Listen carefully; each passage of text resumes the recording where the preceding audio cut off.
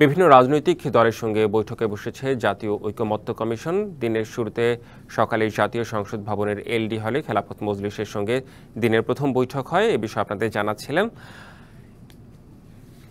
সেখানে ব্রিফ চলছে, সরাসরি চলে যেতে চাই সেখানে।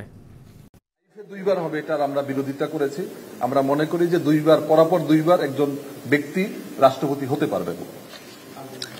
আমরা একটা বিষয় আমরা বলেছি যে প্রধানমন্ত্রী একজন সংসদ সদস্য একই সাথে একটার বেশি পদ হোল্ড করতে পারবেন না। সংসদ সদস্য আমরা বলেছি যে এটা একটু সমস্যা হবে সংসদ পরিচালনার ক্ষেত্রে, দল পরিচালনার ক্ষেত্রে, এবং সেক্ষেত্রে প্রধানমন্ত্রী, সংসদ নেতা, রাজনৈতিক দলের প্রধান, এই বিষয়টা কিভাবে আমরা একমত হতে পারি, এই বিষয়টা নিয়ে আমরা বিশদ আলোচনা করেছি এবং আমরা আমাদের মতামত পরবর্তীতে জানাবো।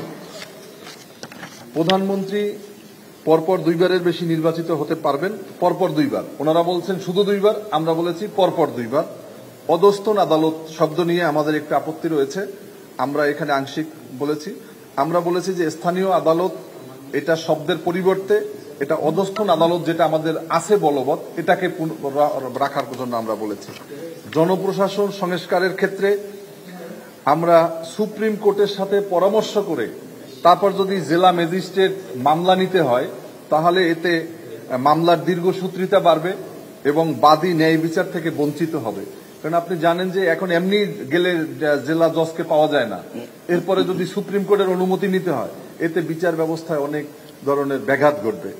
ইউনিয়ন পরিষদের সংস্কারের ক্ষেত্রে ওনারা বলেছেন যে মেম্বারদের ভোটে তারপরে চেয়ারম্যান নির্বাচিত হবে। আমরা বলেছি যে জেলা পরিষদ নির্বাচনের অসংখ্য অভিযোগ রয়েছে, অভিজ্ঞতা রয়েছে, যে টাকার বিনিময়ে সদস্যদেরকে কিনে তারপরে জেলা পরিষদের চেয়ারম্যান হয়েছে। ঠিক একইভাবে 9 জন ইউনিয়ন পরিষদের সদস্যকে কিনে একজন চেয়ারম্যান হয়ে যাবে। এজন্য প্রত্যক্ষভাবে ইউনিয়ন পরিষদের চেয়ারম্যানের নির্বাচন ব্যবস্থা রাখতে হবে।